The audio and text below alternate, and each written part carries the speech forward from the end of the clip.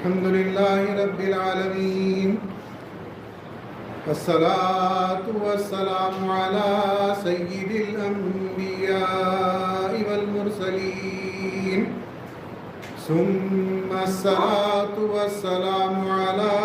سيد الأولياء الكاملين وعلى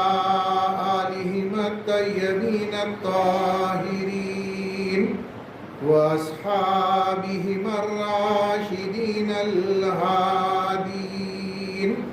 من يومنا هذا إلى يوم الدين. قال الله تعالى في القرآن المجيد: أعوذ بالله من الشيطان الرجيم. بسم الله الرحمن الرحيم. وما أرسلناك إلا رحمة للعالمين. صدق الله العظيم.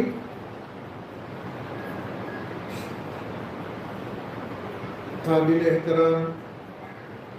حضرت مولانا حافظ و قاری سید محمد فصیح اللہ منوری صاحب قبلہ، حضرت مولانا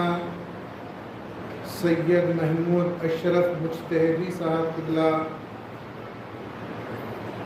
حضرت مولانا سید خنمیر ستائش عالم صاحب قبلہ،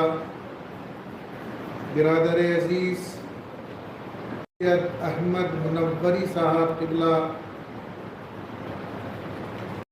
ٹرسٹیز بورڈ مہدویہ کلر مشیرآباد، پس پردہ تشریف فرما عفت مآب خواتین، السلام علیکم ورحمۃ اللہ وبرکاتہ۔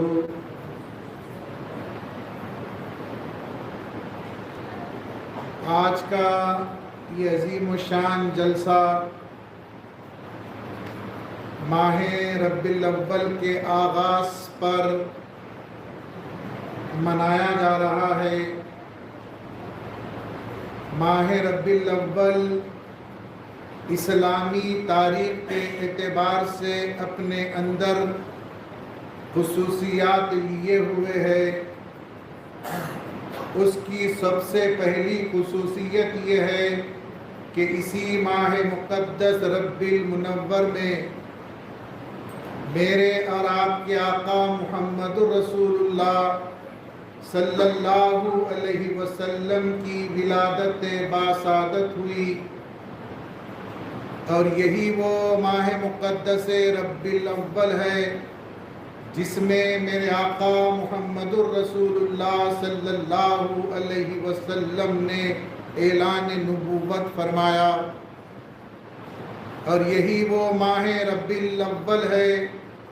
جس میں آپ کے اور میرے آقا محمد الرسول اللہ صلی اللہ علیہ وسلم شہر مکہ سے مدینہ منورہ کی طرف آپ نے ہجرت کی، اور یہی وہ ربیع الاول ہے جس کی 2 تاریخ کو میرے اور آپ کے آقا محمد الرسول اللہ صلی اللہ علیہ وسلم اس دنیا سے ظاہری پردہ فرمایا۔ عزیزان محترم، وقت کافی ہو چکا ہے۔ آپ نے معزز مقررین کرام علماء سماعت فرمائے ہیں، اس کے بعد اور زیادہ آپ کو زحمت دینا گوارا نہیں کیا جا سکتا، بلکہ مجھے یہ کہنے دیجئے کہ یہ زحمت ہو ہی نہیں سکتی، اس لیے کہ قرآن مجید کی اس آیت مبارکہ کو عنوان بنایا گیا ہے جس میں خلاق عالم فرما رہا ہے کہ وَمَا أَرْسَلْنَاكَ إِلَّا رَحْمَةً لِلْعَالَمِينَ، کہ حبیب ہم نے نہیں بھیجا مگر آپ کو سارے جہانوں کے لیے رحمت بنا کر۔ تو یہ زحمت نہیں بلکہ یہ رحمت والے کی رحمت والی محفل ہے، اور اس میں وہی آتے ہیں جس کو آقا بلاتے ہیں محمد رسول اللہ صلی اللہ علیہ وسلم۔ عزیزان محترم، میں آپ کا بہت تھوڑا سا وقت لیتے ہوئے اتنا عرض کروں گا کہ میرے آقا محمد رسول اللہ کائنات کے ذرے ذرے کے لیے رحمت بن کر تشریف لائے۔ حضرت ابو طالب فرما رہے ہیں، یہ وہ ابو طالب ہیں جو محمد رسول اللہ صلی اللہ علیہ وسلم کے سر پر آپ نے ہاتھ رکھا، اپنے فرزند کی طرح، اپنے بیٹے کی طرح آپ نے آپ کو سنبھالا۔ حضرت ابو طالب فرما رہے ہیں کہ ہمارے گھر جب کبھی بھی دسترخوان پر محمد مصطفیٰ صلی اللہ علیہ وسلم ہوتے تو گھر میں کھانا کم ہونے کے باوجود بھی رحمت مصطفیٰ کا یہ صدقہ تھا، برکت ہی برکت ہو جایا کرتی۔ اور اگر کھانا کثرت میں ہوتا، غذائیں کثرت میں ہوتی، لیکن محمد مصطفیٰ دستر پر نہ ہوتے تو کھانا کم پڑ جاتا۔ رحمت مصطفیٰ ہے، غذا میں، اناج میں، کھانے میں برکت ہو رہی ہے، یہ صدقہ ہے محمد مصطفیٰ رحمت للعالمین کی رحمت کا۔ میرے آقا محمد رسول اللہ صلی اللہ علیہ وسلم تشریف لا رہے ہیں تو رحمت بکھیرتے ہوئے، رحمت تقسیم کرتے ہوئے، کائنات کو روشن و منور کرنے کے لیے آپ تشریف لائے۔ عزیزان محترم، میرے آقا محمد رسول اللہ صلی اللہ علیہ وسلم، آپ کی شان رحمت کا عالم یہ ہے کہ جنگ احزاب کا موقع ہے اور وہ موسم انتہائی سرد ترین موسم تھا اور مدینہ منورہ میں سرد ہوائیں چل رہی تھی اور گویا ایسی ہوا چل رہی تھی کہ انسان زخمی اور شہید ہونے کے قریب یا مرنے کے قریب ہو جائے۔ میرے آقا محمد رسول اللہ صلی اللہ علیہ وسلم نے آواز لگائی، ہے کوئی جنگ کے میدان تک جائے اور کفار کی قبر لے کر آئے۔ صحابہ میں سناٹا چھا گیا۔ دوسری مرتبہ لبہائے مصطفیٰ کو جنبش ہوئی، آپ نے پوچھا کہ ہے کوئی کفار کی قبر لے آئے، خاموشی چھائی رہی۔ تیسری مرتبہ محمد مصطفیٰ صلی اللہ علیہ وسلم نے پوچھا کہ ہے کوئی جا کر کفار کی کیفیت لے کر آئے، خاموشی طاری رہی۔ میرے آقا محمد رسول اللہ صلی اللہ علیہ وسلم نے آواز لگائی، اے حذیفہ،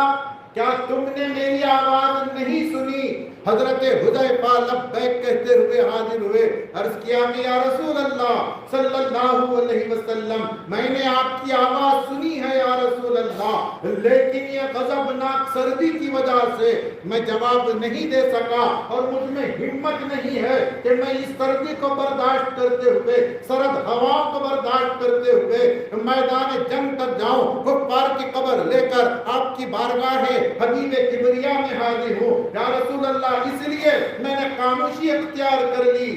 میرے آقا محمد رسول اللہ صلی اللہ علیہ وسلم رحمت والا نبی، رحمت بکھیر رہا ہے، حکم دیا حذیفہ تم جاؤ اور تمہیں ہوا ٹھنڈی نہیں لگے گی، یہ رحمت بانٹی جا رہی ہے۔ اس وقت سردی زحمت ہے، حضرت محمد مصطفیٰ نے گویا ہوا کو حکم دیا کہ میرا غلام چل رہا ہے، میدان کی طرف جا رہا ہے، اے سرد ہواؤں میرے غلام کے لیے گرمی بن جاؤ۔ اور حضرت حذیفہ بیان کرتے ہیں کہ میل 2 میل کے فاصلے پر میں چلتا ہوا گیا، واپس قبر لے کر آیا، 2-4 گھنٹے یوں ہی نکل گئے، لیکن مجھے ایسا معلوم ہو رہا تھا کہ میں سرما کے موسم میں نہیں بلکہ گرما کے موسم میں ایسی آسانی کے ساتھ میں نے سفر طے کیا۔ مسجد سے نکلا، میدان جنگ گیا، میدان جنگ سے کفار کی قبر لے کر آیا تو مجھے معلوم نہیں ہوا کہ میں ٹھنڈک میں گیا،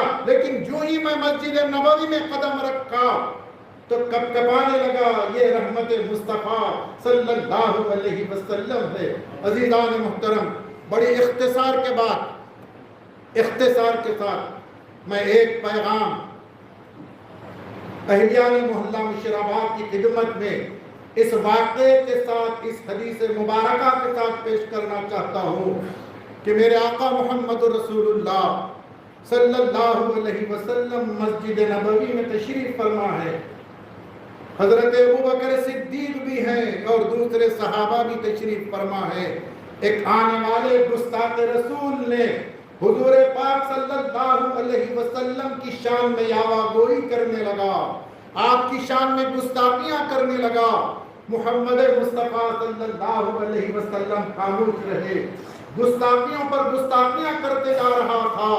وہ غصہ دلانا چاہ رہا تھا، لیکن میرے آقا رحمت بن کر تشریف لائے تھے، آپ خاموش رہے۔ حضرت ابو بکر بے چین ہو گئے۔ گستاخی کسی عام انسان کی شان میں نہیں، کسی عام انسان کی جناب میں نہیں کی جا رہی تھی، بلکہ رحمت عالم صلی اللہ علیہ وسلم کی بارگاہ میں کرنے والا گستاخیاں کیے جا رہا تھا۔ حضرت ابو بکر بے چین ہو گئے، اور اب جب برداشت حد سے گزر گئی اور برداشت کا پیمانہ لبریز ہو چکا، تو حضرت ابو بکر بھی جواب میں گستاخیاں اس کافر اور مشرک کو گالیاں دینے لگے، آنے والے گستاخ کو برا بھلا کہنے لگے۔ محمد رسول اللہ صلی اللہ علیہ وسلم مجلس سے اٹھے، اپنے حجرے مبارک میں تشریف لے گئے، بات آئی گئی اور ختم ہو گئی۔ حضرت ابو بکر پوچھنے لگے، یا رسول اللہ صلی اللہ علیہ وسلم، وہ جب تک کہ گستاخیاں کر رہا تھا آپ خاموش رہے یا رسول اللہ، اور جب میں جواب دینے لگا آپ مجلس سے اٹھ گئے اور اپنے حجرے مبارک میں تشریف لے گئے یا رسول اللہ، اس کی وجہ کیا ہے؟ میرے آقا رحمت للعالمین صلی اللہ علیہ وسلم نے ارشاد فرمایا، اے ابو بکر، جب تک تم خاموش رہے، جب تک میں خاموش سنتا رہا، تمہاری اور میری طرف سے فرشتے جواب دے رہے تھے، جب تم نے جواب دینا شروع کیا فرشتے یہاں سے چلے گئے۔ اسی عمل پر عہدیداران اور ٹرسٹیز بورڈ کے دیگر اراکین گامزن ہیں۔ گالیاں دینے والوں کا جواب گالیوں سے نہیں، برا بولنے والوں کا جواب برائی سے نہیں، ہماری ماں اور بہنوں کی شان میں گستاخیاں کرنے والوں کا ان کی ماں بہنوں کے ساتھ گستاخی کر کے جواب دینا نہیں چاہتے، اس لیے کہ ہم سچے غلام رسول ہیں، سچے عاشق رسول ہیں، سچے عاشق مہدی ہیں۔ ہمارا یہ اخلاقی فریضہ ہے کہ ہم گالی کا جواب گالی سے نہیں بلکہ گالی کا جواب دعا سے دیتے ہیں، خندہ پیشانی سے دیتے ہیں۔ قرآن کے اس عمل پر ہم کامزن ہیں جس پر اللہ نے عیسیٰ اور موسیٰ کو کہا فرمایا کہ اگر کوئی جاہل تمہارے ساتھ جہالت کرے تو تم سلام کہتے ہوئے آگے بڑھ جاؤ۔ میرے آقا محمد رسول اللہ صلی اللہ علیہ وسلم رحمت کے اعلیٰ ترین منصب پر فائز ہونے کے باوجود رو رہے ہیں، گڑ گڑا رہے ہیں، راتوں میں کس کے لیے؟ امت کی بخشش کے لیے، امت کی مغفرت کے لیے، امت کو بچانے کے لیے، ہلاکت سے بچانے کے لیے، ایک منزل پر اسی امت کو بچانے کا ایسا اعلان فرمایا کہ وہ امت ہرگز ہلاک ہو ہی نہیں سکتی جس کے اول میں ہوں، جس کے درمیان میں مہدی اور جس کے آخر میں عیسیٰ ابن مریم علیہ السلام ہے۔ تو یہ وہ امت ہے کہ ہم ہلاک ہونے والے نہیں ہیں۔ مجھے یاد آ رہا ہے حاملان قرآن یعنی حفاظ قرآن کو کسی وجہ سے قیامت کے دن پروردگار عالم ان کو دوزخ میں پھینک دے گا، ڈال دے گا، اس لیے کہ ان کے ذہنوں سے اسم محمد کو بھلا دیا جائے گا۔ حضرت جبرائیل دوزخ میں داخل ہو کر ان حفاظ حاملان قرآن کو یہ فرمائیں گے، یہ حکم دیں گے کہ اے حاملان قرآن، اے حفاظ قرآن، تم محمد کا نام یاد کرتے جاؤ اور پکارتے جاؤ۔ جب وہ حفاظ قرآن دوزخ میں آگ میں لپٹے ہوئے ہیں، محمد محمد پکارنے لگے تو دوزخ کی آگ ٹھنڈی ہو گئی اور جو آگ ان کو لپیٹے ہوئے تھی وہ